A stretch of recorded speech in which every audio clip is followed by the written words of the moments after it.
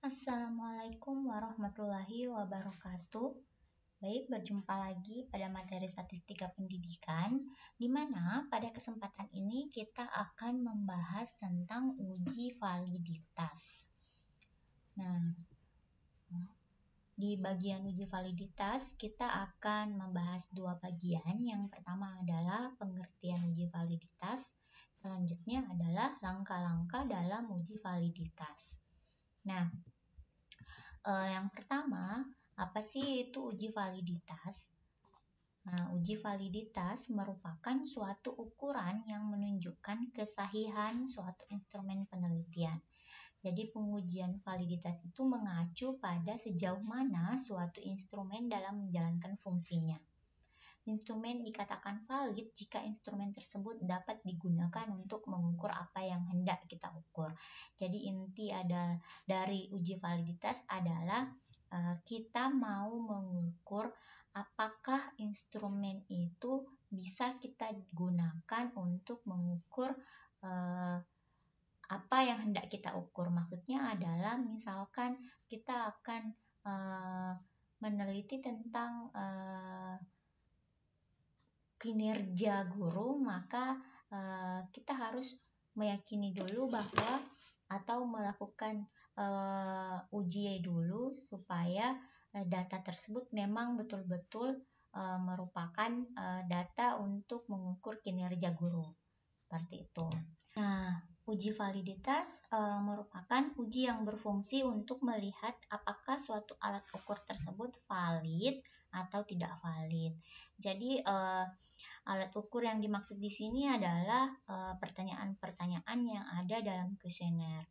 Nah, suatu kuesioner itu dikatakan valid jika pertanyaan pada kuesioner dapat mengungkapkan sesuatu yang diukur oleh kuesioner. Nah, misalnya seperti yang saya bilang tadi, untuk mengukur kinerja guru, maka guru tersebut diberi 5 pertanyaan, maka 5 pertanyaan tersebut harus tepat mengungkapkan bagaimana kinerja guru dalam pembelajaran. Nah, pengujian validitas di sini ada rumus. Jadi untuk melakukan pengujian dengan cara manual, ini adalah rumusnya, di mana untuk uji validitas itu menggunakan rumus dari korelasi produk momen atau biasa juga dikenal dengan korelasi Pearson. Jadi kalau misalnya kita mau menghitung secara manual, ini ada rumusnya, di mana rumusnya adalah R sama dengan N dikali sigma XY dikurang sigma X dikali sigma Y per akar N dikali sigma X kuadrat dikurang sigma X berpangkat 2 dikali N dikali sigma Y pangkat 2 dikurang sigma Y berpangkat 2. Jadi ini adalah rumusnya ketika kita akan melakukan pengujian secara manual, di mana RXY itu adalah koefisien korelasi antar skor butir dan skor total. Kemudian N adalah jumlah subjek penelitian, sigma X adalah jumlah skor butir, sigma Y adalah jumlah skor total. Sigma XY adalah jumlah perkalian antara skor butir dengan skor total, sedangkan sigma X kuadrat itu adalah jumlah kuadrat skor butir, dan sigma Y kuadrat sama dengan jumlah kuadrat skor total. Ini ya. Namun pada kesempatan ini kita tidak akan menghitung secara manual, melainkan kita akan langsung memanfaatkan software SPSS, karena menghitung manual ini cara atau langkahnya sangat panjang. Jadi saya hanya akan mempraktekkan bagaimana menghitung uji validitas itu secara singkat menggunakan SPSS. Nah, ini ada pertanyaan, apakah uji validitas itu perlu? Nah, apakah kita perlu untuk melakukan uji validitas? Jawabannya adalah ya, validitas itu perlu. Kenapa? Karena uji validitas itu tujuannya adalah untuk menghindari pertanyaan atau pernyataan yang kurang jelas menurut persepsi responden. Jadi setelah uji validitas itu tujuannya adalah menghindari pertanyaan dan pernyataan yang kurang jelas. Kemudian kita bisa mengidentifikasi atau meniadakan kata-kata yang terlalu asing atau kata-kata yang menimbulkan kecurigaan atau bermakna ganda. Selain itu, kita bisa memperbaiki pertanyaan atau pernyataan yang kurang jelas atau tidak sesuai dengan kondisi real objek penelitian. Selain itu, kita bisa menambahkan item yang diperlukan dan menghapus item yang dianggap tidak relevan setelah diketahui hasil uji validitasnya. Selanjutnya yang terakhir, kita bisa mengetahui bahwa instrumen penelitian itu benar-benar layak untuk digunakan. Jadi, kalau masih ada yang bertanya apakah validitas itu perlu, jawabannya adalah perlu ya.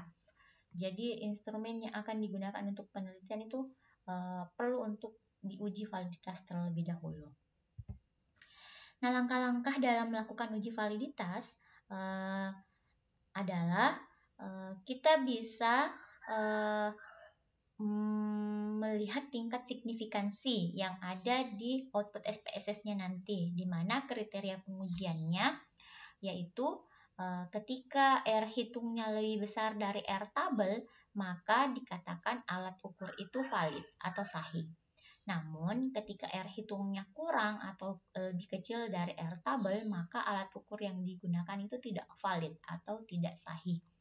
Nah, gimana sih kita bisa memperoleh R hitung ini? R hitung ini kita bisa lihat di output SPSS-nya nanti, sedangkan R tabel ini kita memperolehnya dari tabel R, di mana kita menyesuaikan besarnya tingkat signifikansi dengan berapa banyak responden yang telah menjawab instrumen kita.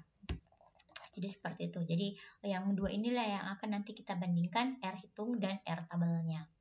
Nah, bagaimana caranya melakukan uji validitas dengan menggunakan SPSS? Mari kita langsung ke SPSS-nya. Di mana sebelumnya kita sudah memiliki di sini contoh ujinya, di sini ada 10 pertanyaan yang telah dibagikan kepada 15 responden. Jadi yang ke kanan ini adalah jumlah pertanyaannya dan yang ke bawah ini adalah banyaknya responden. Jadi seperti biasa kita langsung ke SPSS-nya, di mana di variabel view kita buat di bagian name itu kita ketik item 1 untuk item pertanyaan pertama, item 2 untuk pertanyaan kedua, dan seterusnya sampai item ke 10. Item 4, item 5, item 6, item 7, item 8, item 9, item 10. Sudah, kita juga buatkan total. Nah, setelah itu desimalnya kita jadikan 0.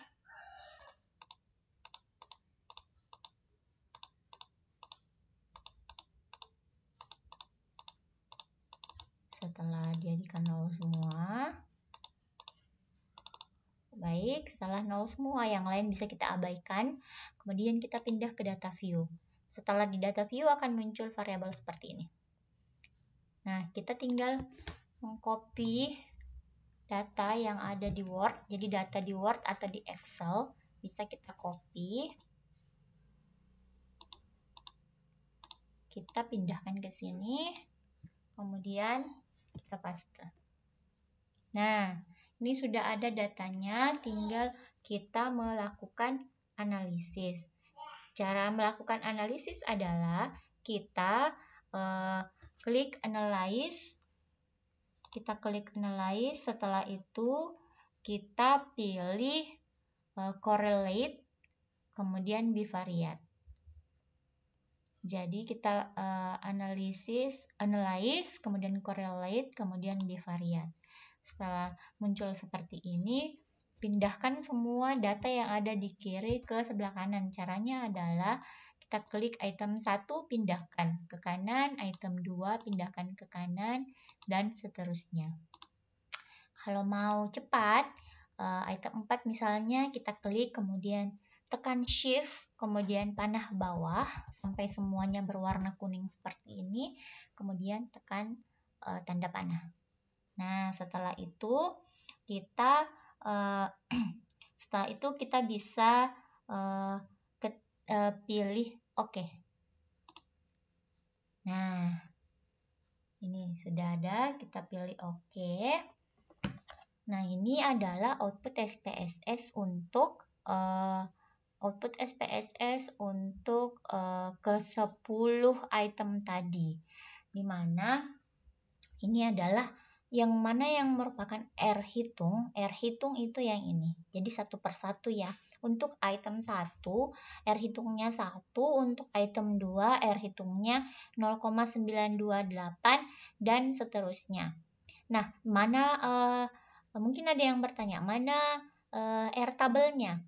R tabel itu untuk 15 responden dengan signifikansi alfa 0,05, maka R tabelnya sebesar 0,514. Jadi kita membandingkan R hitung setiap item ini dengan 0,514. Jadi yang pertama adalah 1. 1 itu lebih besar dari 0,514. Artinya item pertama valid.